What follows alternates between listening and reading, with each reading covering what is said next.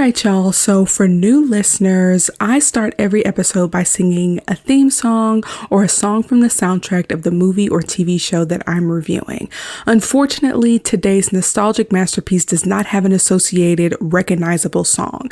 I was afraid something like this was going to happen. So since this movie came out on May 4th, 1999, I figured I would sing the song that was at the top of the Billboard charts on the day the movie came out. And it is another timeless classic, so here goes. A scrub is a guy who thinks he's fine. He's also known as a buster. Always talking about what he wants and just sits on his broke A. So no, I don't want your number, no. I don't want to give you mine, no. I don't want to meet you nowhere, no. I don't want none of your time, no. I don't want no scrub. Scrub is a guy that can't get enough from me. I had a passengers out of his right, trying to holler at me. Oh.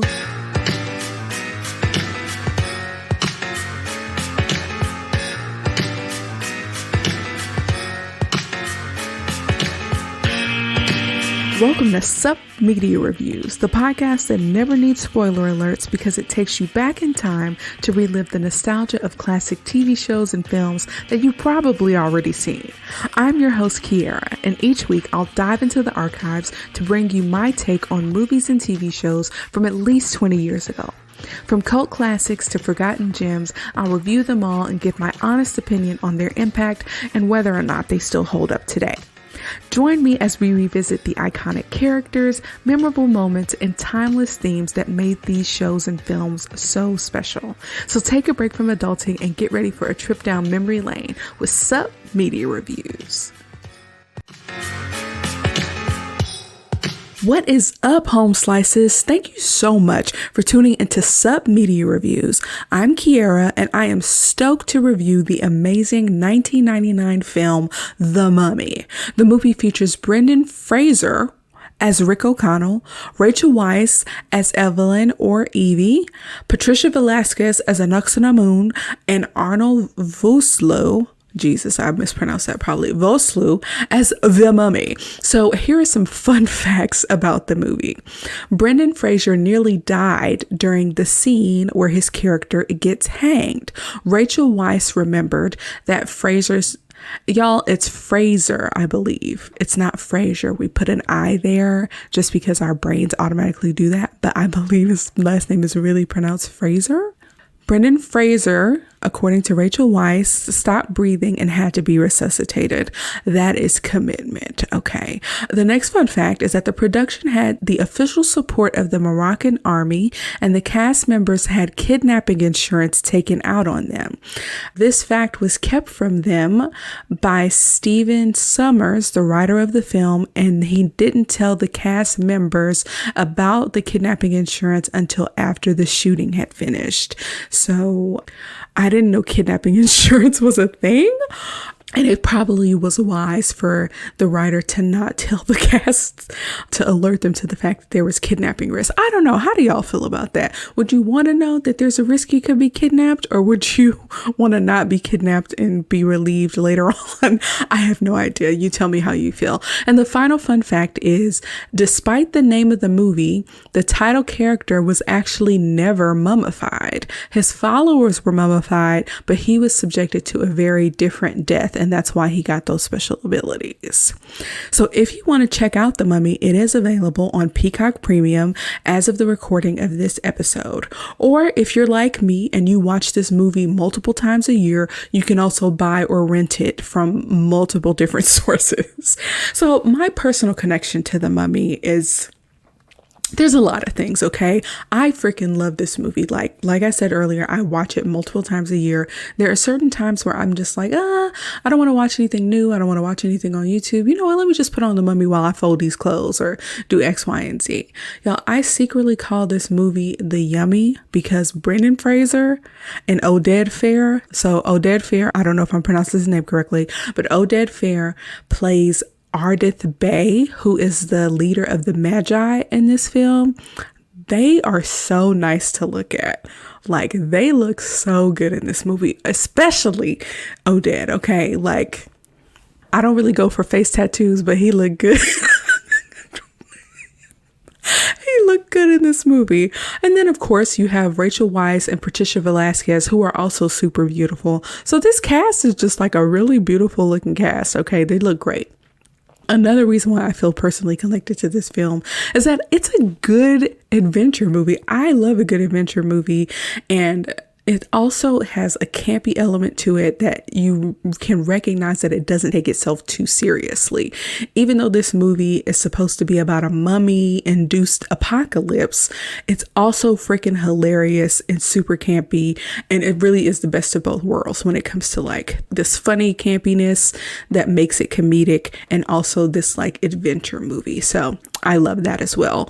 Another thing that I really like about this movie is that I'm kind of like low-key very interested in mythology, not like enough to study it, but if there are movies or things that are on different like mythological beings or whatever, I'm low-key like into that. Like, I was a big fan of Supernatural before they went on a way too long tirade about angels and God and the devil and all that stuff. Like, I was over it, but I am low-key into like supernatural mythology and all that kind of stuff. And so I have no idea about the accuracy regarding like Egyptian lore or anything, but I do like how it's really incorporated in this film. I also like that this is low-key a love story. Like, there are two parallel love stories going on, and I think that's like a cute element as well, the romance incorporated into the adventure. And finally, like, something about the dialogue. This is like the hardest part to explain about my personal connection to this movie, is because there is something about the way the dialogue and the relationships in this film that come across as very realistic to me. And at some points it feels like regular human interactions and not a scripted movie. And the thing that comes to mind particularly when I say that is the frenemy energy between Rick O'Connell, Brendan Fraser's character, and the character named Benny. Y'all, Rick and Benny's relationship is so freaking funny to me, and it comes across as like super realistic of how like a frenemy relationship would be.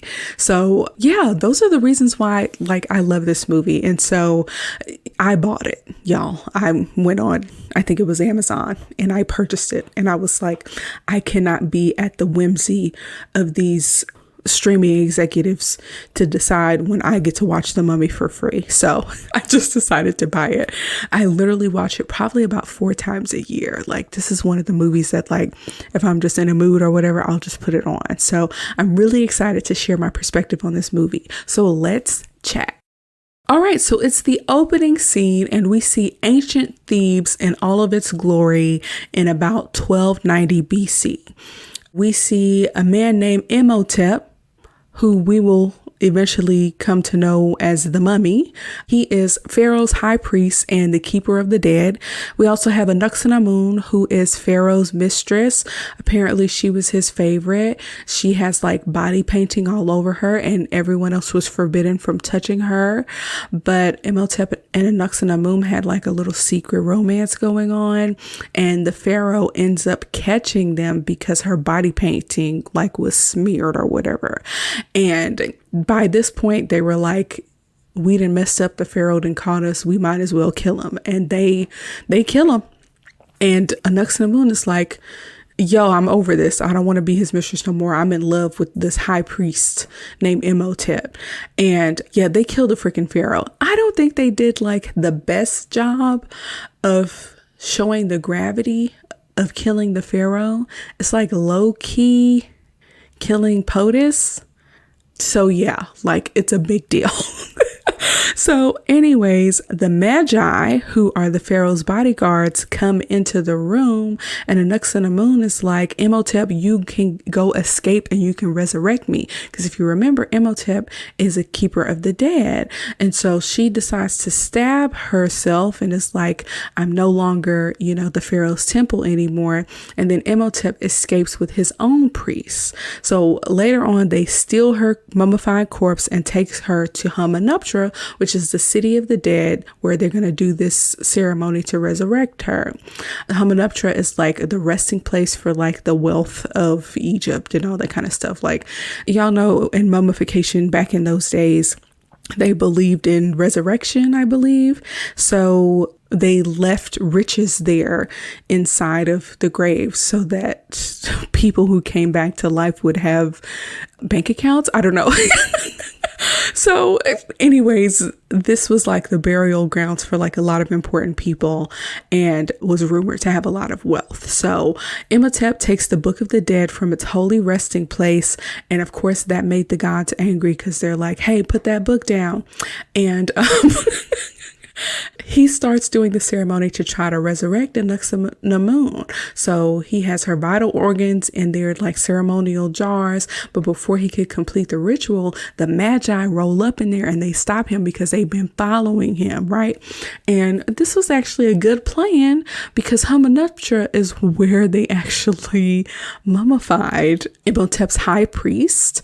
So basically Imhotep's like assistants or whatever, they get mummified, but Imhotep, because he did like so much to anger the gods, which included like killing the pharaoh and then like stealing a corpse to try to resurrect her and like stealing a book that had magic spells in it to resurrect people. Like, he had done some high crimes, so they reserved a special type of death for him called the Hamdai. And also, like, the other priests that were with him, they weren't just mummified, they were mummified alive, which sounds horrific, okay? But yeah, the Hamdai was a curse that had never been performed before. And they're like, we reserved this curse for you, especially since you want to commit all these heinous crimes. So basically, they cut his tongue out and he gets eaten alive by scarab beetles and locked away with the special key for his sarcophagus or whatever. So the Magi, who again are the Pharaoh's bodyguards, keep him a secret, basically, over the course of history. They are descendants of Pharaoh's bodyguards, and they're like, look, if this dude Imhotep gets resurrected, he will basically be invincible, bring on the plagues of Egypt, and will bring about the destruction of the world. And the question is, how do curses work? So while I was watching this movie, my mother was watching it with me and she asked a question and I was like, I don't know how curses work because, like I said, the Hamdai was like a very harsh punishment death, right? He gets eaten alive. He gets his tongue cut out. It's a harsh death for harsh penalties and all that stuff. But how does that work? I don't logically, I'm having a hard time wrapping my mind around how someone who committed such heinous crimes and then gets a death that matches the heinacity. So I don't know if that's a word, that matches the severity of the heinous crimes, how he gets to come back from the dead and have a bunch of powers.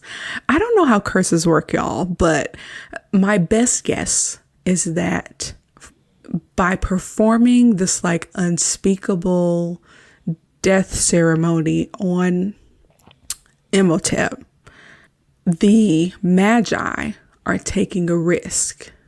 And because of how bad the death is, he gets to, I don't know, it still don't make sense, y'all. If y'all know how curses work, y'all let me know. I don't understand. I hope I'm making sense. I hope I'm making sense. But anyways, moving on to the next scene, it is 1923. So this movie is set in 1923, and we're going to keep that in mind, okay? 1923 in Hamunaptra. This is where the next scene is. It's over 3,200 years later after Imhotep is, buried alive, however you want to call it. or after he undergoes the Hamdan. So we see that there over time have been a lot of armies fighting over Hamunaptra because of the wealth that's inside those tombs and the graves or whatever. Of course, they don't know about the mummy because the Magi have kept that under wraps. Do you get it? Under wraps because of mummies? Yeah. So the Magi are always keeping watch for 3,000 plus years to make sure that nobody finds Imhotep, because if he gets resurrected, the world's going to end, right? So this is where we meet Rick O'Connell. Again, this is Brendan Frasier's character. And we also see Benny, who at the moment, I don't have Benny's name, the actor who played him. But they are in some type of army fighting over Hamunaptra. And so the leader of this like platoon of dudes or whatever and Benny, they run away like cowards when they are faced with fighting this other army. And at this moment in the film, I could not tell if they were fighting the Magi or if they were fighting another group of people who were trying to steal the wealth of Hamunaptra. It's kind of hard to tell, but we can probably assume it's the Magi trying to stop them from uncovering the mummy, right? So basically, after Benny and their leader or commander runs away, Rick is in charge, but they get overtaken because they're outnumbered, and Rick is running and he tells Benny to get inside the tombs, but Benny closes the door behind him and forces Rick to fend for himself. So this establishes that Benny is a coward. This establishes that him and Benny are not going to have a good relationship. And their relationship in this film is one of my favorite, actually. So yeah, Rick has to fend for himself. He's basically out of bullets. One other piece of this scene that I kind of low-key don't get or understand is that because it's in 1920, people are fighting with guns and they're on horses. And there are a lot of scenes of like horses falling when they are injured.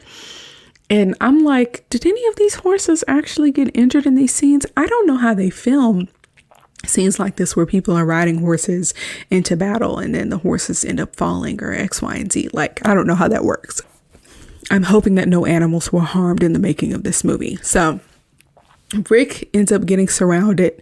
He basically is about to be killed because he is literally on his own. There's nobody else there.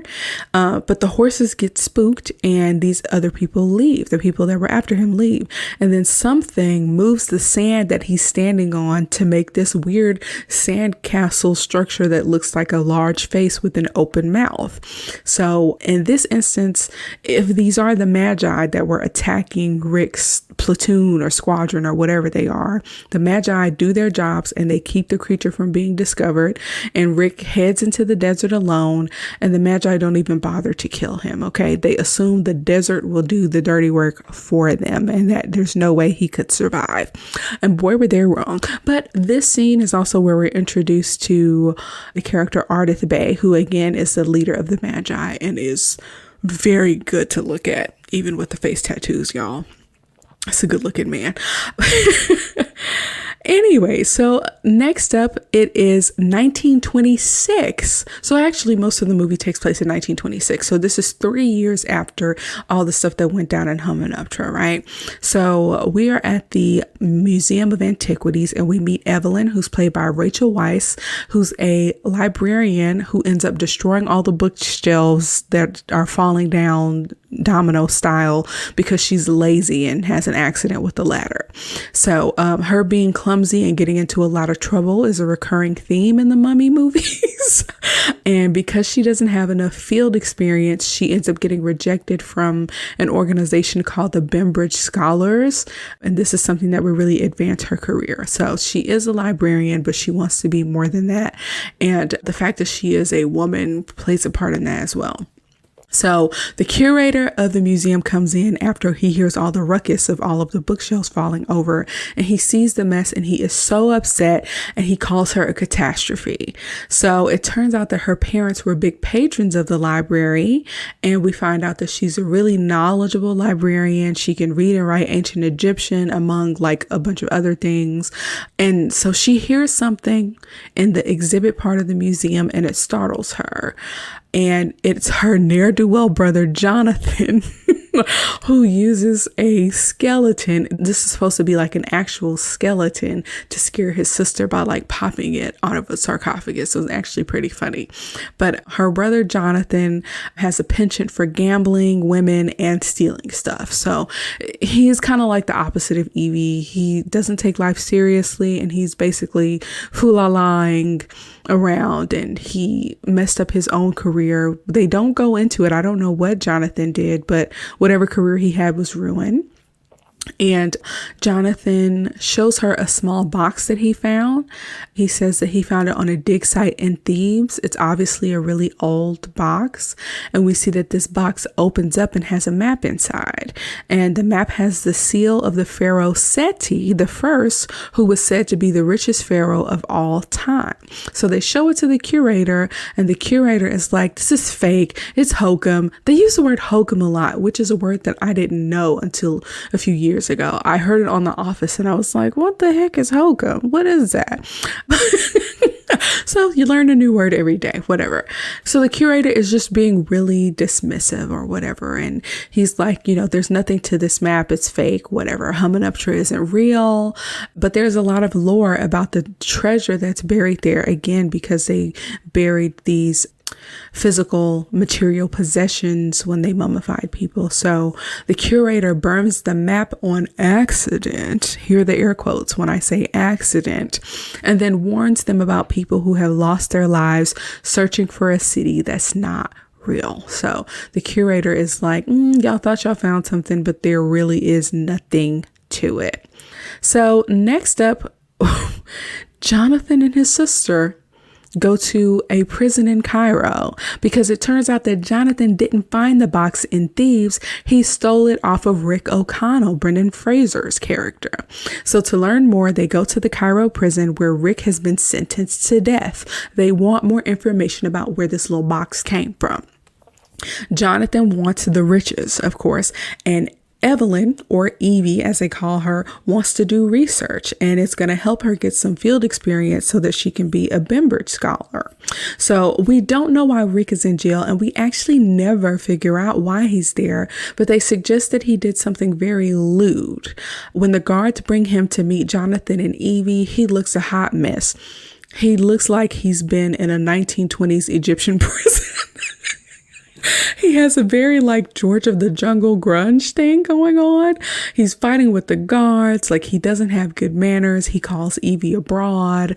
They ask about the box, and he admits to being at Hamunaptra, but he also recognizes Jonathan and punches him in the face for stealing from him. So the box actually was Rick's box, and Jonathan was at a bar or something and ended up stealing it from Rick's possession or whatever. So right away, Rick is coming off as like being super rough around the edges, and that he doesn't take things too seriously. Like, he's still, assaulting people or whatever, like right before he's supposed to be sentenced to death. And this is the part where he sexually assaults Evie. She gets too close. He tells her to get closer when she asks about Hamunaptra, and she gets close enough to kiss her. So he kisses her without her consent, and he says, if you want to know where Hamunaptra is, then you need to figure out how to save me. So, he's been sentenced to hanging, and Evie basically has to haggle for Rick's life, even though he just sexually assaulted her. So this is a scene in the movie that, of course, I don't really like. Non-consensual kisses are no good. And I'm assuming that because this movie was set in 1926 that it's supposed to be acceptable. You decide on that, okay? So basically, it's time for Rick to get executed. And so the warden is trying to haggle with Evie, and he's like, I'm a very lonely man. And like, he's trying to haggle with some sexual favors. So she ends up embarrassing him in front of the prisoners by rejecting him. And Rick gets hanged, and he's hanging. And like I said earlier, like, he almost died in this scene and had to be revived. But eventually, after some haggling, the warden agrees to cut down Rick when Evie offers him part of the loot from Hamunaptra.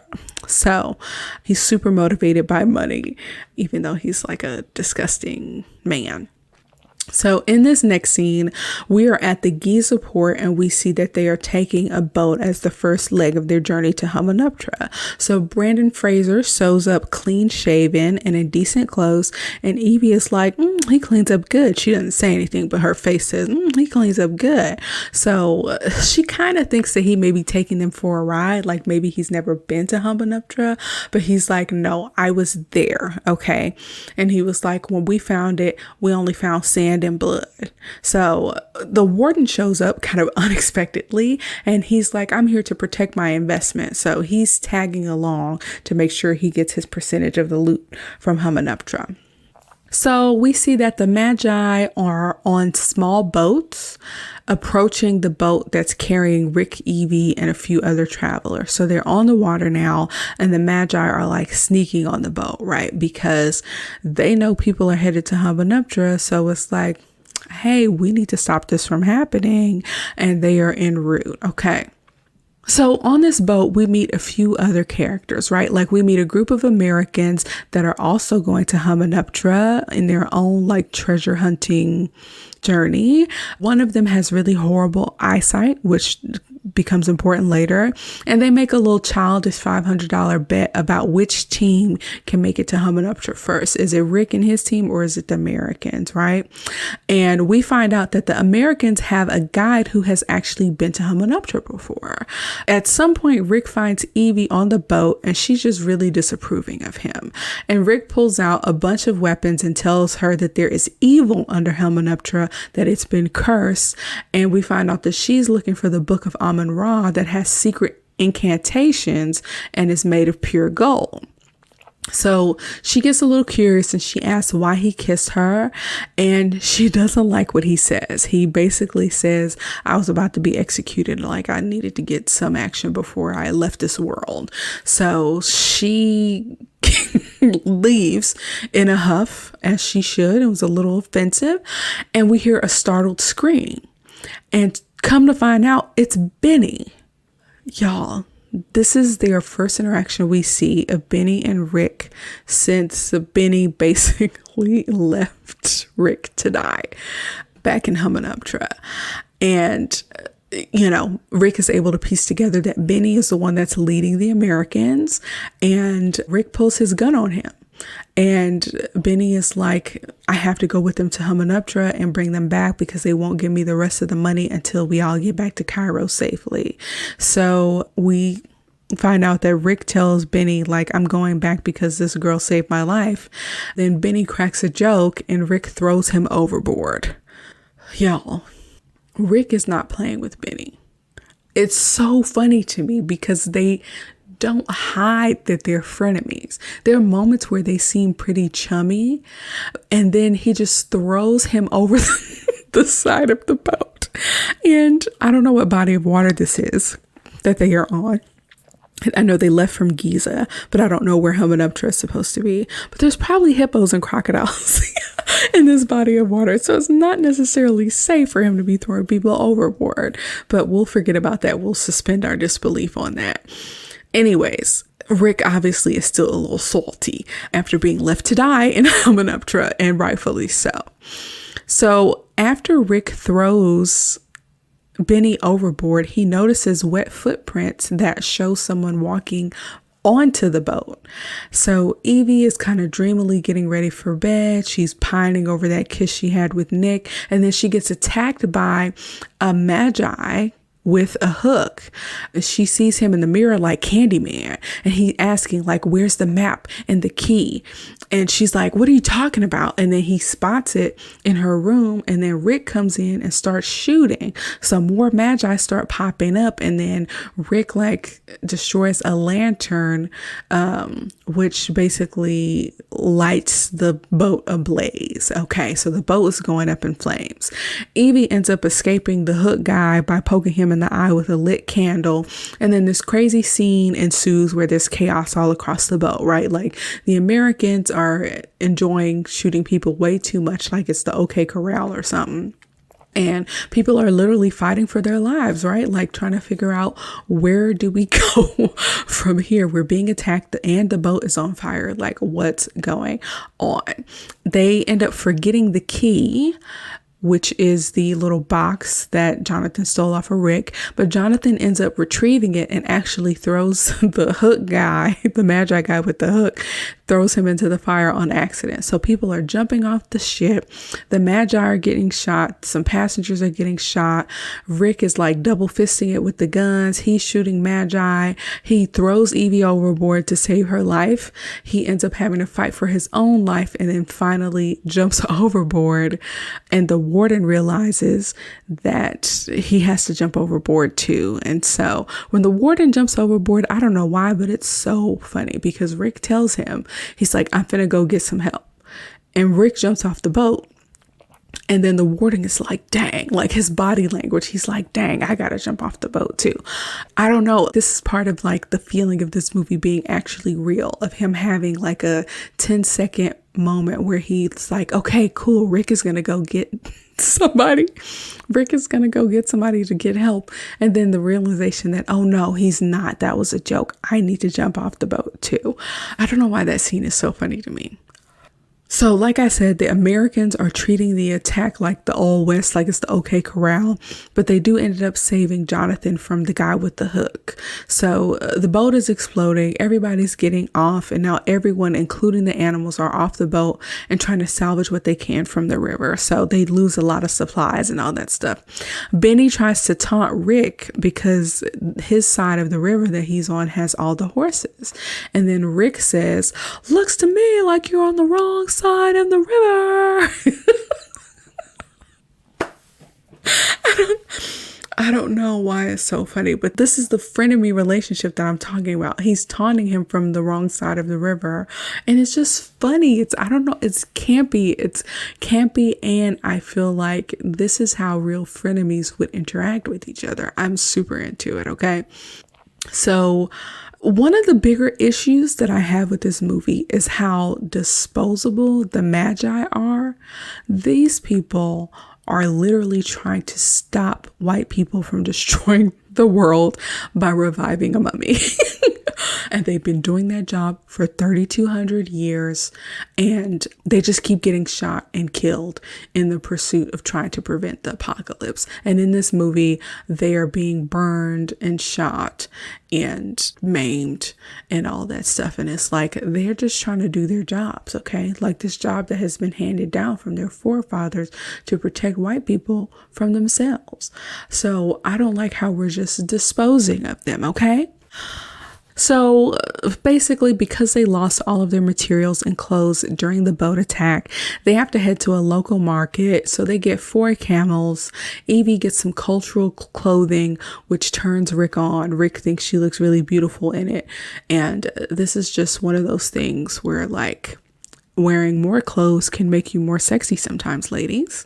So the Magi, of course, are still tracking these people, and they even recognize Rick, and they're like, he was here 3 years ago. He's strong. He's back. We got to watch him. So both the teams trek through the desert towards Hamunaptra separately, but they were arrived to the same spot on the day that they basically arrived to the area. So the Americans and Rick's crew meet up basically at the same spot so that they can race to Hamunaptra. Remember, they had like this little $500 bet. So one of the things I forgot is that in addition to Benny, the Americans have an Egyptologist played by Jonathan Hyde. I don't know if he had a name in this movie. I feel like they didn't really use it, but you might remember Jonathan Hyde as the dad from Jumanji. But anyways, the Americans have horses and Rick's crew have camels. So they're trying to figure out, why are we stopping here? Like, what the heck's going on? And they're like, we're about to be shown the way. And when the sun rises, Hamunaptra is like mystically revealed, almost like a mirage. So the race begins. Benny is on a camel. And as Rick is catching up to him, Benny starts smacking him over and over again with the little camel whip. I don't know what it's called, but this scene is so funny. He's just smacking the crap out of Rick with this whip over and over again. And I feel like there was something weird going on in this scene because Benny literally said to Rick right before they started racing, like, nice camel. But Benny was riding a camel. I don't know what, that's weird. That's weird. Anyways, Rick ends up throwing Benny off of his camel. Again, y'all, when it comes to throwing Benny around, like, Rick does not play with Benny. It's so funny, y'all. He throws Benny off of his camel. Evie ends up taking the lead on her camel and makes it to the city first, so they win the $500 bet. And again, I guess this makes Evie like not like the other girls because she can ride a camel into the sunset, right? So everyone's setting up camp, right? The cultural expert or the Egyptologist is giving orders. The Americans, I'm assuming they have a lot of money, so they hired helpers to help them dig. So they have like a large crew. So in addition to like the 4 Americans and the Egyptologist, they have like a crew of probably like 30 people to help them dig and excavate and all that jazz. So like I said, the Egyptologist is giving them orders and he makes a misogynistic comment when Evie is like fool-la-la with some mirror or whatever. So one of the Americans is like, she's over there messing with that mirror. Do they know something we don't know? And the cultural expert, the Egyptologist, is like, they're led by a woman. What can a woman know? Very 1920s of him, okay? So anyways, the Bembridge scholars believe that the Book of Amun-Ra is stored at the base of the statue of Anubis. So that's what Rick's team is going to look for first. So Rick stole a digging kit off of the Americans for Evie. This is like his first gift offering to Evie. And Rick is obviously a little sweet on her, okay? And she, of course, appreciates the gesture because she lost all of her digging equipment in when the boat sank. So they go underground into the tombs and they use that little mirror thing she was messing around with to light the room. So it's like a mirror trick that brings in light from outside into this like dark space. So Rick is freaking out. And he has his gun drawn and he's like, he knows something evil is there because it made a sandcastle underneath his feet when he was there last time. Everybody else is like, okay, Rick, you tripping. Everything in here is dead. Like, we don't need to be like on guard like this. But, Rick is smarter than everybody. So there's a bunch of like weird noises that sound like bugs scurrying, and the warden is like, I hate bugs. And they end up finding the legs of the statue of Anubis, and they're searching for the secret compartment to find that book that she's looking for, the Book of Amun-Ra. So there's a lot of haunting noises going on, but it turns out to be the Americans, and they're basically fighting over this dig site because the Egyptologist is leading them there to the base of the statue of Anubis as well. So Evie sees something like there's a space that they can go to below the statue of Anubis, and she basically is like, hey, like we can find a different dig site, like y'all have this one. So Evie wants to dig underneath the statue to get access to the compartment from below, basically like stealing the book right from under the Americans. The warden, of course, don't care about no book. He looking for treasure, so he's off roaming on his own.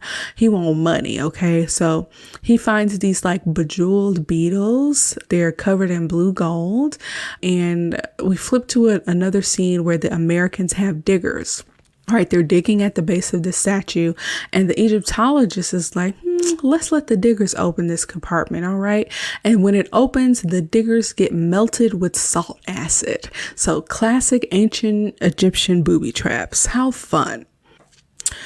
So Evie, Rick, and Jonathan are hanging out underneath the statue of Anubis, and Jonathan is playing golf and hits a rock or something, and a sarcophagus that's buried at the base of Anubis falls from the ceiling. So they're like, oh, he was either a really important guy or he did something real bad. So we flip back to the warden who's collecting more of these fancy beetles, and he accidentally drops one on the floor instead of putting it in his bag. That beetle comes to life It breaks out of that pretty blue gold shell and it burrows its way into the warden's body through his foot. Now, this movie came out when I was like 8 or 9 years old. This terrified me. Bugs getting underneath your skin is terrifying to me, okay? It's horrifying, really.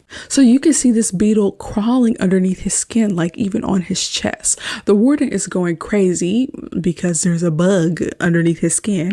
He ends up running through the tombs and eventually dies when he runs into a wall. So blunt force trauma or whatever. So Rick, Evie, and Jonathan are checking out the sarcophagus. Y'all, they really don't spend much time on the warden. We assume that he was a bad guy, and bad guys in movies are just disposable, right? Like they get killed and we move on with our lives.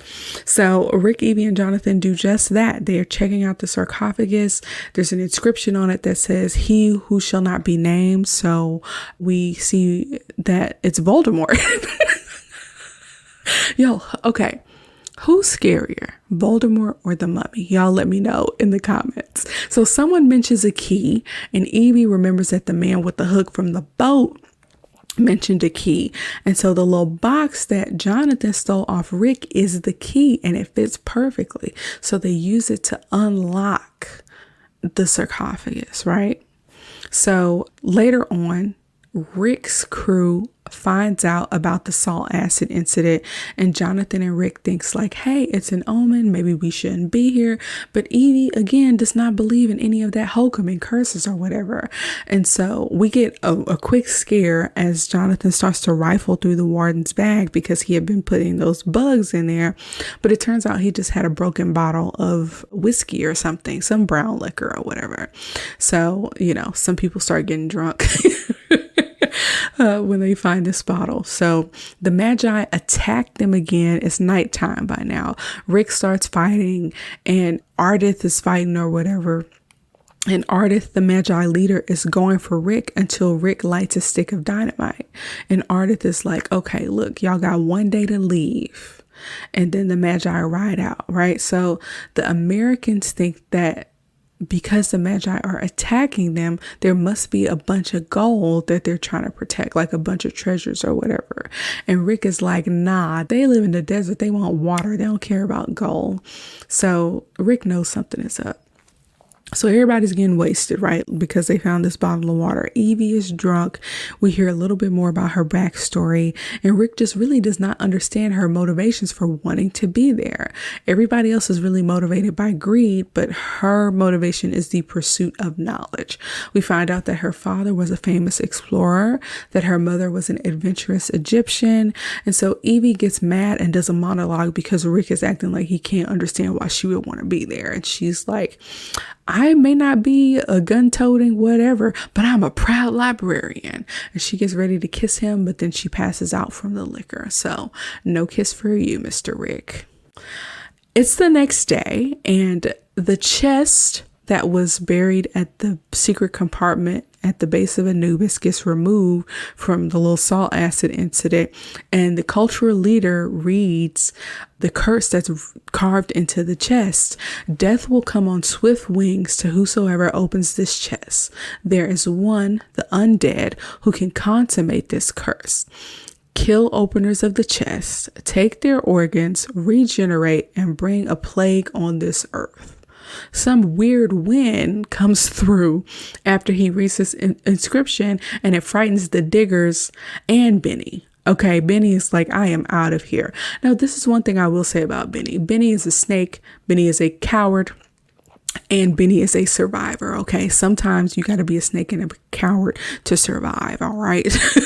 And that's one thing that I really can appreciate about Benny is that he's going to do what he needs to do to survive. And there's comfort in knowing that someone who is a bad person will, always take the same path. There is some comfort in knowing that people like that are consistent.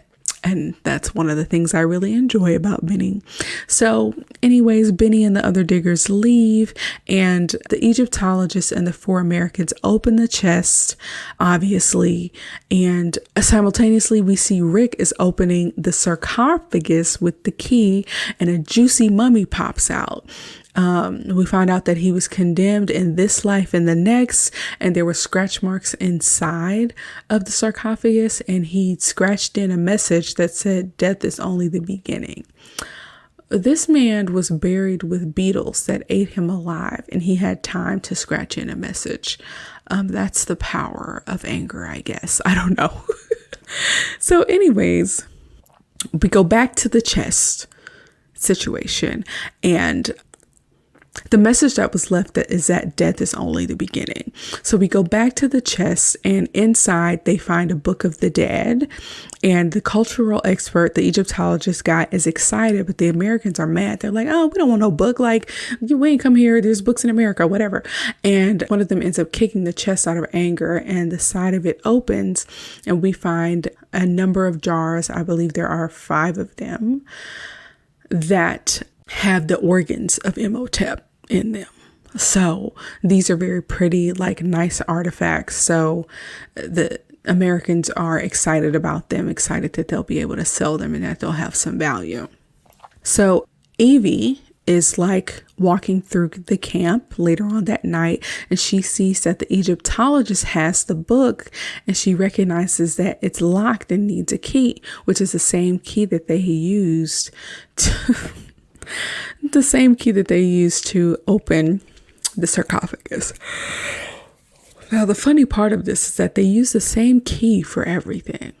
And it's like, if this book has magic spells in it, and if this sarcophagus has a mummy in it, wouldn't it make sense to have different keys to unlock these things so that one person didn't have the power to bring about the apocalypse? Why didn't y'all make multiple keys? Okay, it just doesn't make sense.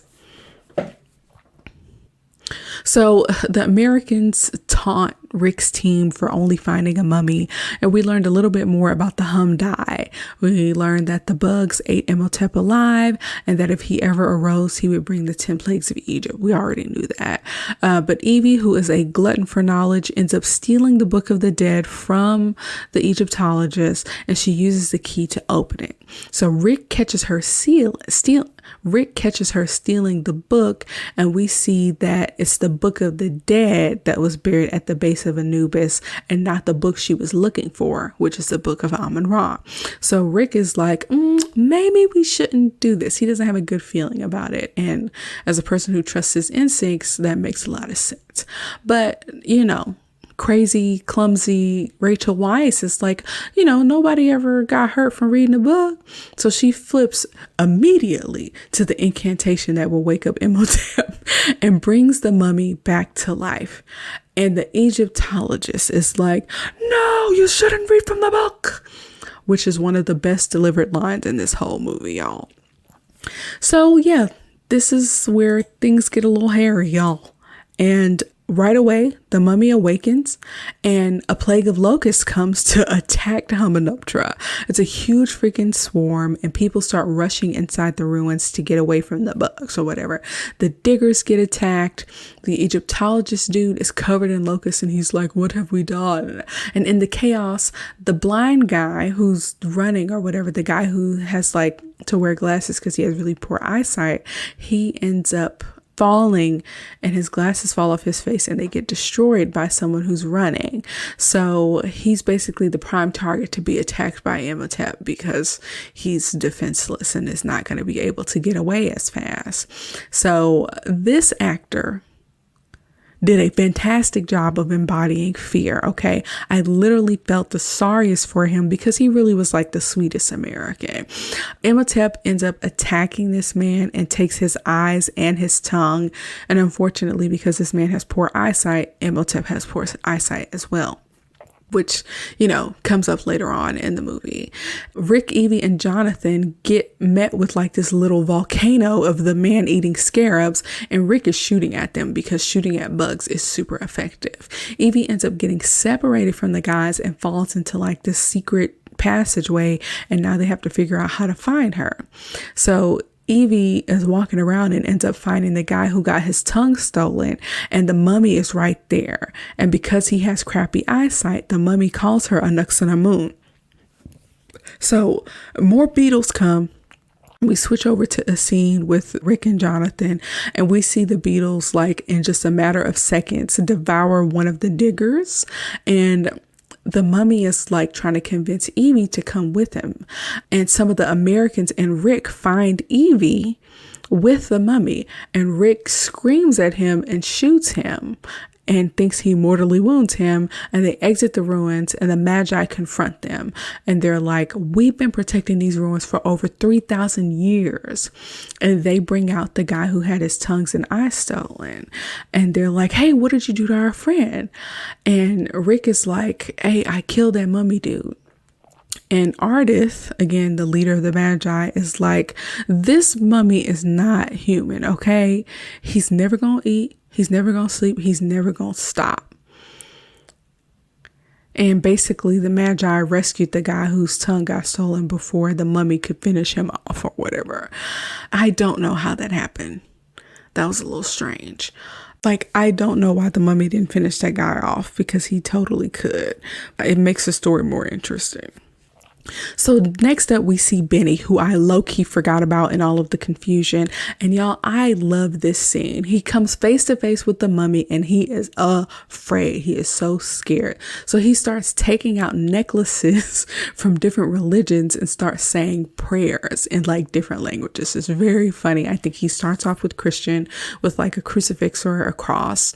And then I think he switched to some type of Buddhist necklace or something, like, I don't know. He sang all these different prayers, and finally he settles on Hebrew with the Star of David, and the mummy recognizes it as the language of the Hebrew slaves that were, building up the cities in the time that he was alive back in Thebes. So he's like, oh, you're going to be useful for me, like as a translator or an interpreter. And he's going to grant Benny immunity in exchange for his help as an interpreter and help him find the rest of the canopic jars that have his organs in them, which he will need to regenerate. So they get back to the hotel in Cairo, and Rick is packing up and scolding Evie about this mummy. And he's like, we need to get out of here. We need to leave. We need to go. And Evie is like, no, we need to kill him. And Rick is like, this contract is terminated because you are back safe. Like, I don't need to do this with you anymore. And Evie decides to stay, and Rick is like, I'm out. Evie wants to stay so she can kill this mummy or whatever. So they go to the bar courtyard where we meet an old pilot named Winston. And he's one of those people who wishes that he had died in battle instead of laying around in boredom and booze and getting old and whatever. So the Americans are all packed up, but the boat doesn't leave till the next day. And so we see that the tongueless dude is meeting up with Benny and the mummy, who Benny told the guy that it was a prince. But Benny is basically facilitating this conversation so that the mummy can finish stealing this guy's organs and stuff so he can regenerate. And he gets basically sucked dry by Imhotep. I felt super sad for him. The guys down at the bar, some of the Americans with Rick and whatever, they do a shot and they spit it out because the water has turned to blood. And Rick is like, this man is here. Like, I know he's close because this is another one of the plagues, right? So Rick goes to get Evie. It starts raining fire, which is another plague. And they end up running into Benny. And Rick is hemming Benny up or whatever, but Benny escapes when they hear Imhotep roar. So they go to check it out, and Imhotep is regenerating after finishing consuming the guy with no tongue. So Rick is still trying to shoot him with the gun, and he gets shoved super hard, and Imhotep ends up thanking Evie for saving him from the undead. But then he gets scared when a cat enters the room, and then he does this remember the time move where he turns into sand and flips out of the room as a little sand tornado. So then they're back at the museum, and the curator and Ardith are chatting, and they're in cahoots, and they're like, how do you know the Magi dude? And the curator is also a Magi, and basically they justify the killing of innocent people to prevent the apocalypse. Okay, we find out that Imhotep is going to be afraid of cats until he's fully regenerated, and that Anuxinamun comes up, and they're like, oh, he's still in love with her, and he's going to try to use Evie as a human sacrifice to bring her back from the dead. dead. And they're like, this actually is a good thing because we can distract him with love before he's able to destroy the world. Okay. Then the darkness plague comes over the city and they try to get the Egyptologists because their next big part of their plan is to stop the people who stole those jars from getting sucked dry by the mummy. So they're heading to try to find the Egyptologists, right? Rick ends up locking Evie in a room and leaving two of the Americans to guard her. He thinks it's too dangerous. And he takes John to reconnoiter, which was a word I didn't know. I had to look up that, which is kind of like the base word for recon or reconnaissance. We see that the Egyptologist is running through the streets trying to run for his life, and he gets sucked dry before anybody can make it to him. So Benny is still at the hotel rummaging through stuff, and maybe he's looking for money or maybe he's looking for the key to the book. The Egyptologist actually had the book on him, and it contains the spell that Imhotep needs to bring Anck-su-namun back to life. So when the Egyptologist died, he regenerated a little bit, and he also was able to get that book, the Book of the Dead. So Benny is flipping through stuff or whatever, and in one of my favorite parts of this movie, Benny is running away from Rick, and Rick throws a whole chair at Benny and makes him fall. I love that scene. Who throws a whole chair at somebody? It's so funny, y'all. This frenemy relationship is like the best relationship in the freaking movie. And so he roughs Benny up, and he's getting info out of Benny through some threats. Benny reveals that he has immunity as long as he helps Imhotep. Imhotep wants the Book of the Dead so he can bring his dead girlfriend back to life, and Evie is going to be the human sacrifice. And so we hear a scream, and Benny uses that as a distraction to jump out of a 2-story window to escape. Again, Benny's survival skills are top tier, okay? We see, like I said, the Egyptologist, of course, gets sucked dry. Imhotep has the book that he wanted, and he's getting more and more regenerated. And so he opens his mouth and starts the plague of the flies. So they go back to where Evie was, and one of the Americans leaves to get a drink. And in the weirdest part of the regeneration scene, the mummy does his remember the time sandstorm thing and uses that to suck the American dry, like in midair. Like he's literally just sucking the life out of his body in sandstorm form. It's kind of freaky. So he regenerates a little bit more, right? So now the mummy is only a single person away from being fully regenerated. So the mummy ends up sneaking into Evie's room while she's sleeping, using his remember the time powers. And instead of just bursting into the door, he leaks himself through the keyhole in sand form, which I guess is kind of cute. Mr. Sandman. Mr. Sandman, bring me a dream. So, in another sexually assaulting scene, we have Imhotep who does the second involuntary, unreciprocated, unwarranted kiss in the movie, where Imhotep kisses Rachel Weisz's character and calls her Anck-su-namun. And so that kiss makes his face degenerate a little bit, disgusting. And Rick ends up breaking in with the cat, and the mummy remembers the times it out of the room.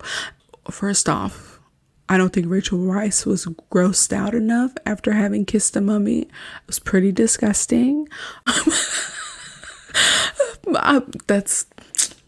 She should have been more disgusted. So now we go back to the museum, right? They need info on where to find the Book of Amun-Ra, because that's going to have the key to putting the mummy back where they need to put him. But because the locations of the books get mixed up, they have to go and read someplace in the museum about where to find the actual Book of Amun-Ra. So we see that there's a bunch of people who are plagued with boils and sores, another plague, and they have become Imhotep's slaves. So they start trying to break into the museum while the curator and Evie are reading this tablet to try to find the correct location of the Book of Amun-Ra. So the slaves end up breaking in, and they find out that the golden book is in the statue of Horus. So Jonathan goes to get the car and he does this thing where he has to pretend to be a slave to escape the mob. And so he's saying, Imhotep, Imhotep. Like, so here's one of the things that I want to point out. Jonathan and Benny are not two different people. They actually are like both sides of the same coin to me. Jonathan and Benny both have adversarial relationships with Rick.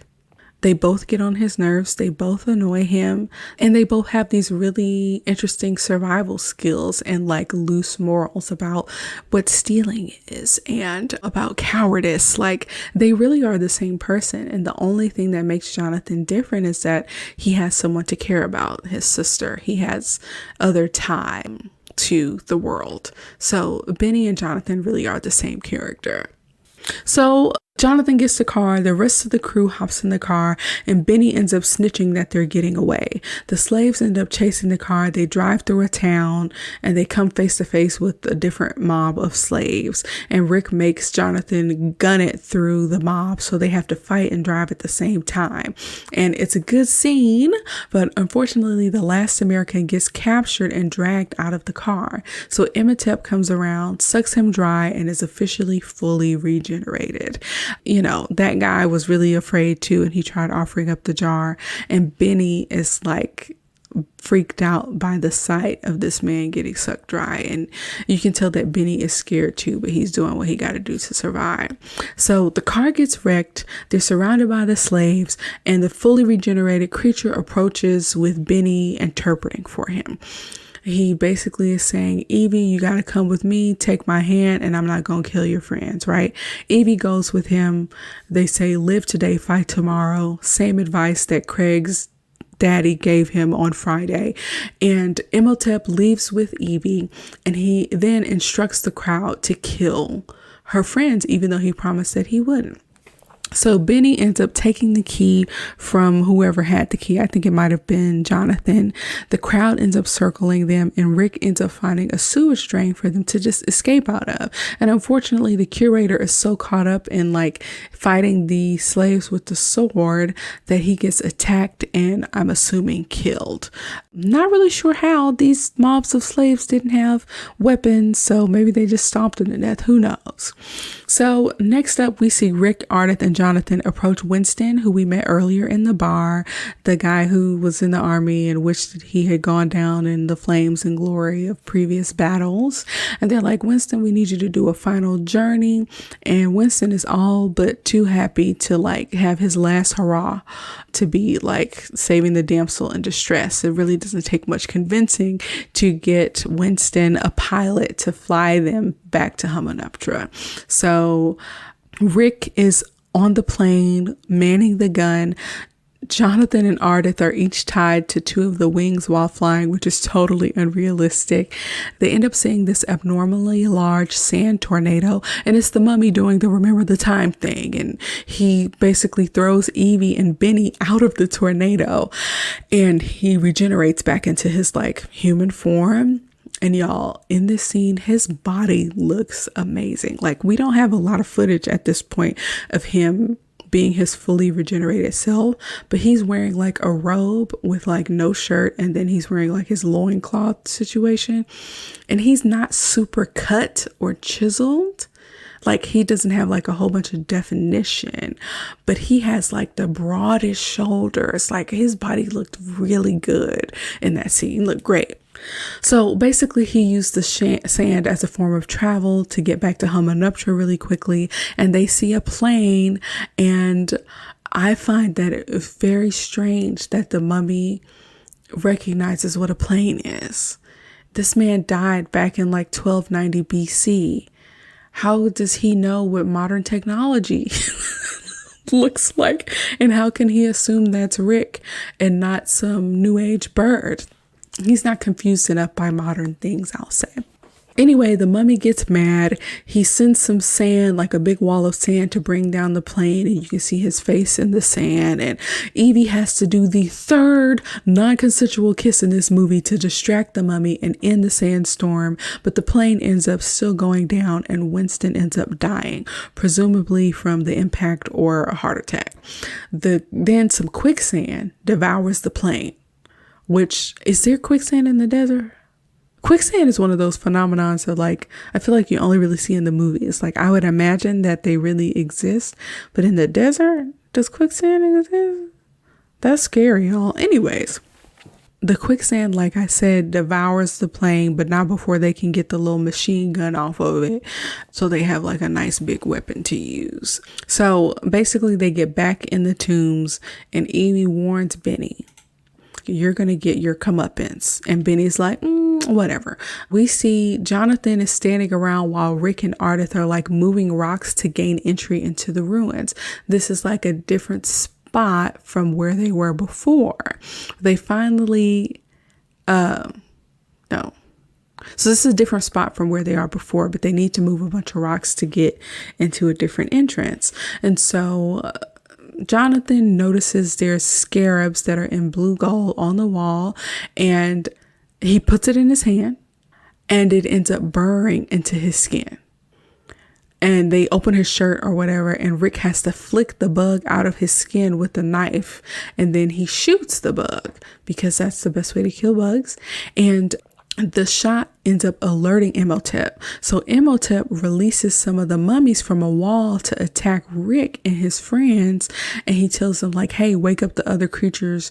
And we find out that they are Imhotep's priests. So these are the people who were buried with Imhotep and they were mummified alive, right? So the Rick and Ardith and John burrow their way into a new room, and Rick ends up using the mirror trick to illuminate the room, and it's a room full of treasure. Now this is where I might have to call a little bit of BS. I understand things were weird when they were at Hamunaptra earlier. How come nobody found this room of treasure? Were they all just super focused on the statue of Anubis that they didn't split up and go looking for the room that actually had treasure on it? How are they just now going to this big room full of treasures? I don't get it. So the mummies that Imhotep released come to attack them. They use the guns till they're out of bullets. Jonathan ends up throwing his gun, which is hilarious. And again, one of the funny parts about this movie coming across as realistic to me. Benny ends up finding the treasure room as well. And we see that Evie is waking up from being asleep at an inopportune time. And she finds herself covered in rats and laying next to a mummified Anaxinamun.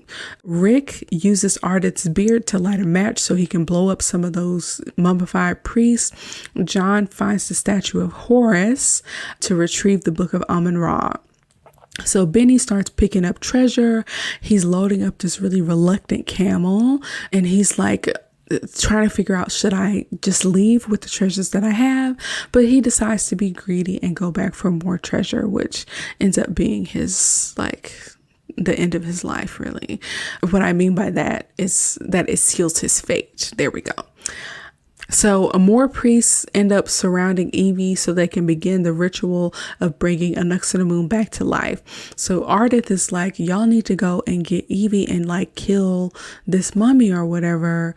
I'm going to sacrifice myself and I'm going to fight off. I'm going to hold these priests back so that you and John can get the book and go save the girl.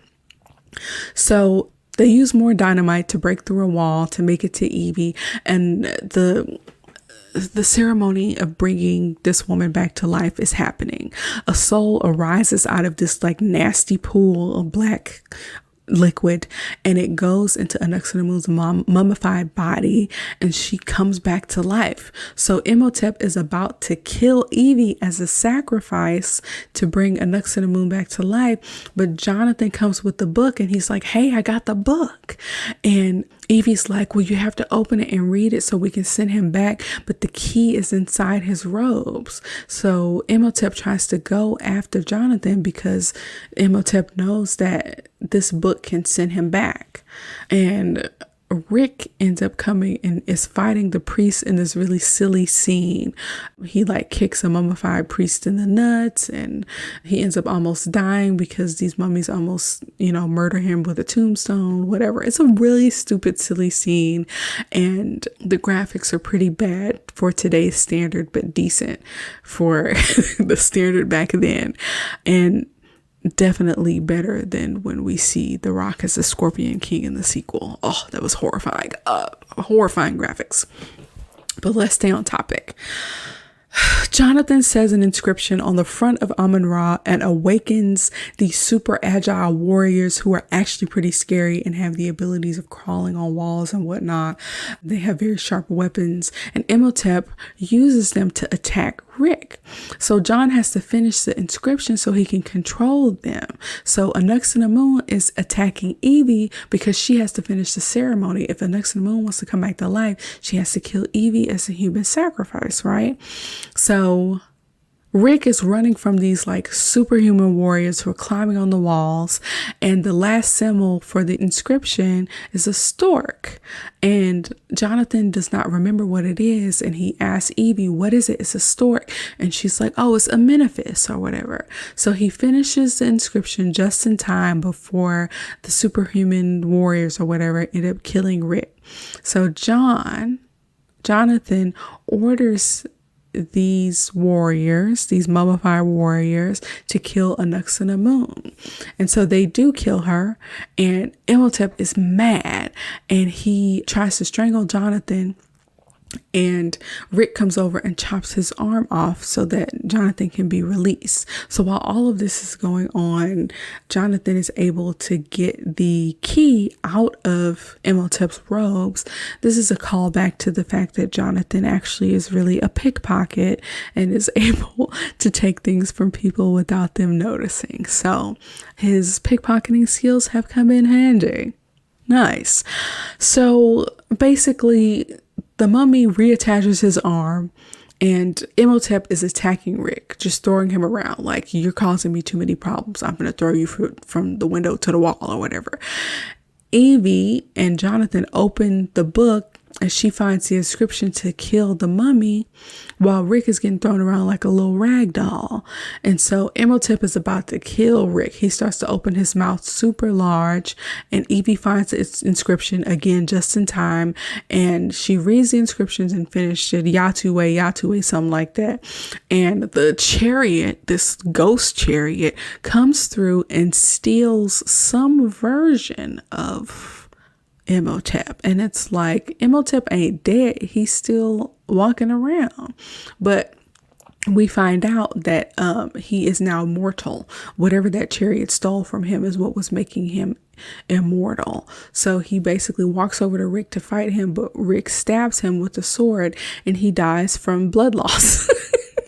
And he falls into that nasty black pool with all the souls, and before he is submerged, he says that death is only the beginning in his language. So yeah, Imhotep is dead, y'all. And the mummy is dead, y'all. But this is not the end of the movie. There's more. We see Benny is carrying lots of gold. It's really heavy, and he ends up resting it on a latch. Earlier in the movie, I can't remember where, there was a part of the lore of Hamunaptra is that there's some type of latch or something that you can pull that would destroy the entire city. And the thing that Benny decided to rest his heavy bag of treasures on is that very latch. So the latch gets activated, and the entirety of the tombs and everything, or pyramids, whatever it is in Hamunaptra, is basically about to get swallowed up by the earth. So stuff is falling from the ceilings. The ceilings are crashing down, like slowly crashing down in certain areas. So everybody who's in there that wants to survive needs to get the heck out. So we got Rick, Jonathan, and Evie trying to get out. And we also have Benny simultaneously trying to get out while also trying to preserve some of his treasures, of course. So as they're running out, there's a lot of commotion. Jonathan ends up dropping the Book of Amun-Ra. And of course, Evie's not happy about that, but their lives are more important. Benny's trying to save the gold, but eventually his life is more important and he has to move on. Jonathan wants some gold too, but the ceiling is coming crashing down. And again, his life is more important. So Benny is right behind them and he tries to get Rick to save him, but the wall comes down too fast and Benny gets his comeuppance as promised. Okay. The ceilings are falling down and the light source from the ancient mirror is destroyed. And all Benny has in his hand is basically a torch. And unfortunately, he gets surrounded by scarabs and his face is like the depiction of real fear. And the torch that he's holding begins to die due to a lack of oxygen. And we hear him scream as he's being eaten alive by scarabs. So, of course, Rick, Evie, and Jonathan make it out of the ruins. The whole city is being swallowed up and destroyed, and they are running for their lives. And so are the other camels and animals in the area. We see that Ardith, again, the leader of the Magi, makes it out and ends up scaring the crap out of them. And we see that he has a wrapped hand. He got a little injured while he was messing around with those mummies, but he is grateful to them. And it's like, Ardith, you don't have to thank these white people for laying to rest a mummy that they woke up in the first place. Okay? Don't acknowledge that you failed at keeping this mummy under wraps. This is the second time I make that joke, but it's still funny. Don't thank them for bringing about ending the apocalypse that was their fault in the first place. Okay. Do not thank these people. Move on with your life. All right. So Jonathan, of course, is mad about having to go home empty handed. And the first consensual kiss of the movie happens where Rick and Evie make out, because nothing brings people together more than surviving the apocalypse. And they ride off into the sunset, and magically Rick and Evie ride off into the sunset on the camel that has the treasures that Benny stole. So they weren't completely empty-handed. Things kind of worked out for them. So that was really sweet. So that's the end, y'all. So that was my review for one of the most watched movies in my personal history. The questions are, is the movie worth a rewatch and does it hold up today?